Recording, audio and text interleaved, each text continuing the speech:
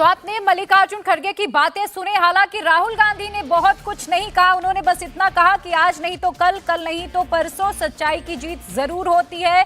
मेरा रास्ता क्लियर है, मुझे पता है क्या करना है। हालांकि मल्लिकार्जुन खड़गे ने यह जरूर कहा कि ये डेमोक्रेसी की जीत है, ये भारत की जनता की जीत है। राहुल गांधी को डिस्क्वालीफाई करने में महज 24 घंटे लिए गए थे, लेकिन अब ये देखना है कि सांसदी बहाली करने में कितना वक्त लगेगा। राहुल गांधी कन्याकुमारी से लेकर कश्मीर तक 4000 किलोमीटर की पैदल यात्रा करके गरीबों से मिलते रहे। अभिषेक मनु सिंह भी कह रहे हैं शांत हो जाएं।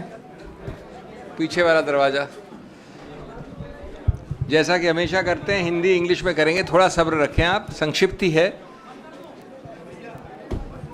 शांत हो जाइए प्लीज, थोड़ा शांत हो जाइए।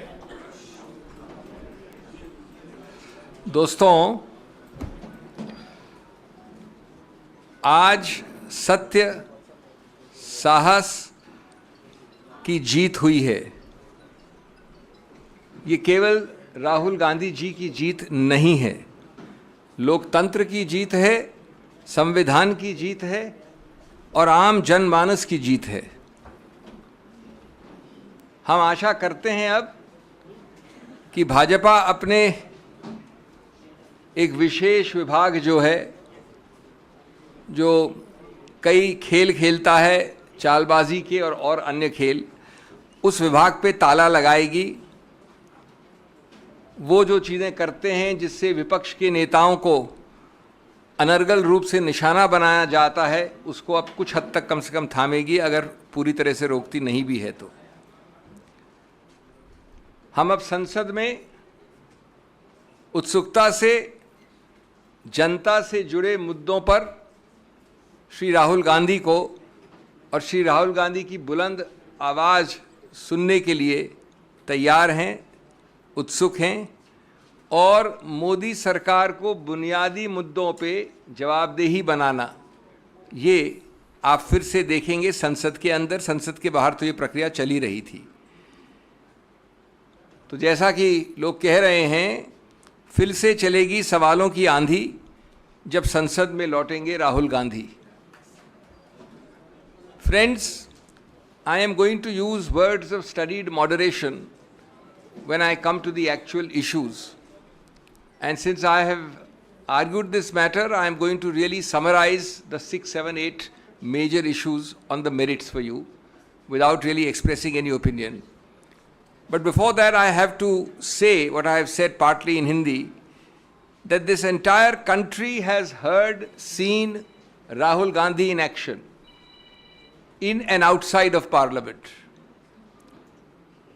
His actions, his speech, his thought process, his initiatives, his abhiyans are all ultimately animated by his thinking, Daro Mat. Daro Mat.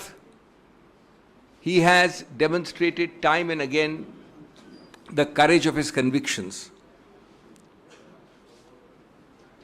He has equally reposed faith in the rule of law. It took some time. From 2019, the complainant himself delayed the matter and suddenly accelerated the proceedings to result in the conviction. And since then, Shri Rahul Gandhi has shown exemplary courage, restraint, and a great faith in the judicial process. He went through every forum with unwavering faith. He did not leapfrog from the trial court to the High Court. He did not leapfrog from the First Appellate Court to the Supreme Court. And I think his faith in the system, in the judicial process, is seen for you today. Our fight, Rahul Gandhi ji's fight, has also demonstrated the integrity and the importance of that integrity in our institutions. It is always the task for each of us, opposition and others, and in particular it's a task Rahul Gandhi has taken upon himself, to maintain to the extent possible the purity and integrity of these institutions, to be able to enforce law without fear or favor, to be able to work without political interference. This entire incident has demonstrated the vital importance of an opposition which will not be backing down. That has been Rahul Gandhi's calling card, don't back down. This has also demonstrated how the opposition, and principal voice amongst them in many ways has been Rahul Gandhi's, doesn't yield on vital issues like unemployment, economic stagnation, farmers' issues, etc.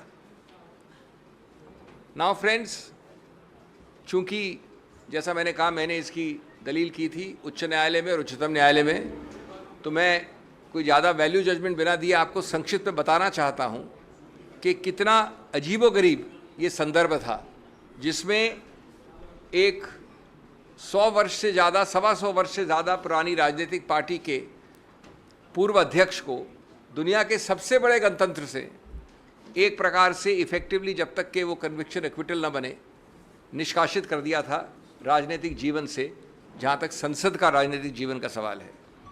और मैं उसी रूप में आपके सामने वो 6-7 मुद्दे संक्षिप्त में बिंदु के हिसाब से वर्णित करूँगा, जिसके आधार पर आज दलील हुई और जिसके आधार पर हम समझते हैं कि कानून में माकूल स्टे ऑफ कन्विक्शन मिला। नंबर 1, आज तक आप लोगों ने नहीं देखा होगा, लिखित है, जिन लोगों को इंटरेस्ट है वो पृष्ठ 326 में देख सकते हैं, कि लोग कहते हैं कि साहब ये समुदाय जिसका पूरे समुदाय का मानहानि अपमान हुआ है वो 13 करोड़ का समुदाय है,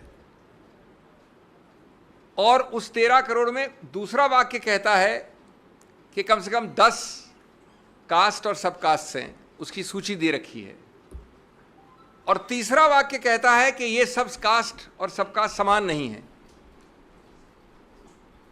लेकिन चौथे वाक्य में कहते हैं कि जब माननीय राहुल गांधी ने ये वाक्य बोला तो ये पूरा 13 करोड़ का समुदाय, उसका कोई भी व्यक्ति उठकर ऐसी याचिका डाल सकता है। ये पहला, और ये उस कानून, उस सिद्धांत के विरुद्ध है दोस्तों, जिसमें लिखा गया है बार बार, एक केस का नाम है सुब्रमण्यम स्वामी, दूसरे केस का नाम है नरसिम्हन, कि आप ऐसी मानहानि की याचिका सिर्फ एक identified, frozen, limited, circumscribed class, एक ऐसा वर्ग जिसको आप परिभाषित कर सकें, उसके विरुद्ध वही वर्ग उठ सकता है।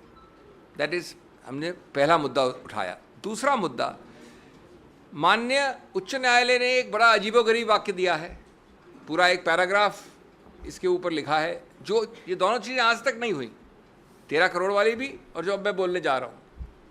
कहा है कि भाई ये मॉरल टर्पिट्यूड भी है, अत्यंत गंभीर है, अत्यंत भर्त्सना योग्य ऑफेंस है। तो मैंने विनम्रता से कहा उच्चतम न्यायालय को कि माननीय न्यायाधीश साहब, आज तक हमने ये नहीं सुना कि जिस ऑफेंस का सबसे ज़्यादा मैक्सिमम पनिशमेंट 2 वर्ष हो, उसको मॉरल टर्पिट्यूड भी कह दो और गंभीर भी कह दो और भर्त्सना योग भी कह दो। फिर हमने बताया कि इस पूरे आईपीसी में, जिसमें कि सैकड़ों ऑफेंसेस हैं, उनमें 22 ऐसे प्रावधान हैं, जिसमें सिर्फ 22 जिसमें सिंपल इम्प्रिजनमेंट है। उन 22 में से एक है ये प्रावधान मानहानि वाला। तो विधायिका ने तो कभी समझा नहीं इसको इतना गंभीर। आप जो याचक हैं, कंप्लेनेंट है, उन्होंने बहुत ज़्यादा गंभीर बोल दिया और उसके ऊपर उच्च न्यायालय ने लिख दिया। तीसरा, ये बेलेबल है। बेलेबल का मतलब ये नहीं होता कि बेल मिल जाए, बेल मतलब होता है कि बिना कोर्ट जाए आपको पुलिस बेल दे सकती है। ये सिर्फ कम जघन्य अपराधों के लिए ऐसा प्रावधान होता है। नंबर 4, नॉन कॉग्निजेबल है। जैसा आप जानते हैं कि थोड़ा भी ज़्यादा अगर गंभीर या जघन्य अपराध है तो पुलिस अफसर बिना वारंट के आपको गिरफ्तार कर सकता है। नॉन कॉग्निजेबल मतलब होता है वो अपराध जो कम जघन्य हैं, कम गंभीर हैं, उसमें आपको वारंट चाहिए, आप जाके किसी को पकड़ नहीं सकते। और उसके ऊपर कंपाउंडेबल 2 तरह के होते हैं। एक होता है कि अगर हमारा झगड़ा हुआ तो हमने प्राइवेटली कंपाउंड कर लिया, 2 निजी रूप से इंडिविजुअल ने, स्टेट नहीं आता उसमें कहीं।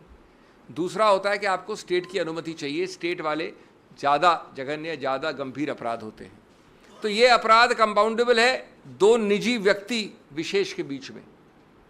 तो हमने पूछा कि आज तक कभी नहीं हुआ कि आपने जघन्य भी बोल दिया, भर्सना योग भी बोल दिया और गंभीर भी बोल दिया, एक ऐसी चीज़ के बारे में जो अवेलेबल है, नॉन कॉग्निजेबल है, कंपाउंडेबल है, 2 वर्ष का है, सिंपल इम्प्रिजनमेंट है। तीसरा, 13 करोड़ का समुदाय मानहानि कोई एक व्यक्ति कर सकता है। ये कानून उच्च न्यायालय ने बताया, आपको हमको सिखाया है नया। कोई अमुक व्यक्ति, केरला से कश्मीर, असम से गुजरात, लेकिन साथ साथ ये पूछा आपने, हमारी चार्ट में 13 ऐसे केसेस हैं। ऐसा कैसे हुआ भैया कि सभी के सभी 13 केसेस उस 13 करोड़ के समुदाय में से जो 13 केसेस फाइल हुए वो सभी भाजपा के कार्यकर्ताओं ने किए? ये अजीब सा समुदाय है जिसमें सिर्फ भाजपा के कार्यकर्ता ही जगते हैं कंप्लेनेंट के रूप में। ये हमारा तीसरा बिंदु था। चौथा बिंदु था कि आपने